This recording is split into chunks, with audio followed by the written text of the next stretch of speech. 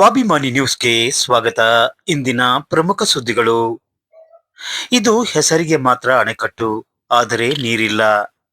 ಮಳೆಗಾಲದಲ್ಲಿ ತುಂಬಿ ಹರಿಯುವ ಈ ಅಣೆಕಟ್ಟಿಗೆ 65 ಬಾಗಿಲುಗಳಿವೆ. ಬಹುಶಃ ಕರ್ನಾಟಕದಲ್ಲಿ ಇಷ್ಟು ಬಾಗಿಲುಗಳಿರುವ ಅಣೆಕಟ್ಟು ಬೇರೆ ಎಲ್ಲೂ ಇಲ್ಲವೇನೋ. ಕಾಲಾನುಕಾಲದಿಂದ ಒಡೆಯರ ಭೂಮಿಯಲ್ಲಿ ಕಾರ್ಮಿಕರಾಗಿ ದುಡಿದು ಕಾಗೋಡು ಚಳುವಳಿಯ ನಂತರ 1974ರ ಗೇಣಿ ಕಾನೂನಿನಲ್ಲಿ ಭೂಮಿ ಪಡೆದ ಸಾಗರದ ರೈತರಿಗೆ ಆನಂದದ ಪಾರವೇ ಇರಲಿಲ್ಲ.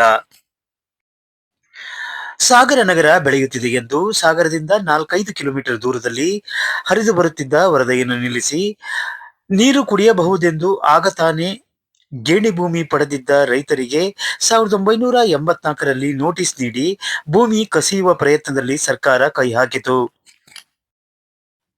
ಆದರೆ ರೈತರು ತಮ್ಮ ಜೀವನ ಹೋದರೇನು, ಸಾಗರದ ಜನಕ್ಕೆ ನೀರು ಕೊಡುವ ಪುಣ್ಯ ನಮಗೆ ಸಿಗುತ್ತದೆ ಎಂದು ನಂಬಿ ಯಾವುದೇ ತಕರಾರು ಇಲ್ಲದೆ ಭೂಮಿಯನ್ನು ಬಿಟ್ಟುಕೊಟ್ಟು ಪರಿಹಾರದ ಕನಸು ಕಂಡರು.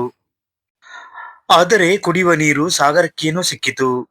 ಭೂಮಿ ಕೊಟ್ಟ ರೈತನಿಗೆ ಪುಡಿಗಾಸು ನೀಡಿ ಕೈ ತೊಳೆದುಕೊಂಡ ಸರ್ಕಾರ ರೈತರ ಬದುಕನ್ನು ಅತಂತ್ರ ಮಾಡಿತು.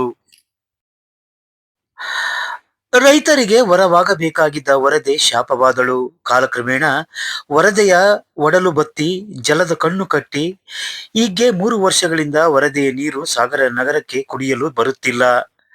ಜಲದ ಕಣ್ಣು ಕಟ್ಟಿ ನೈಸರ್ಗಿಕವಾಗಿ ಹರಿಯುತ್ತಿದ್ದ ನದಿಯನ್ನು ಮುಗಿಸುವ ಹಂತ ತಲುಪಿದೆ. ವರದಾ ಅಣೆಕಟ್ಟೆಯ ನದಿ ಪಾತ್ರದ ಭೂಮಿ ಕಂಡವರ ಪಾಲಾಗುತ್ತಿದೆ. ಮಣ್ಣು ಹೊಯ್ದು ನಿವೇಶನ ಮಾಡಿ ಮಾರುವ ಜಾಲಕ್ಕೆ ವರದೆ ಸೊರಗಿ ಹೋಗಿದ್ದಾಳೆ. ಆದರೆ ತಮ್ಮ ಭೂಮಿ ಬಿಟ್ಟುಕೊಟ್ಟ ರೈತ ಕುಟುಂಬದ ಜನ 40 ವರ್ಷಗಳಿಂದ ಪರಿಹಾರಕ್ಕಾಗಿ ಜಾತಕ ಪಕ್ಷಿಯಂತೆ ಕಾಯುತ್ತಿದೆ. ಎಂಥ ವಿಪರ್ಯಾಸ! ಒಡಲು ತುಂಬಿ ಹರಿಯುತ್ತಿದ್ದ ವರದೆ ಬರಿದಾದಳು.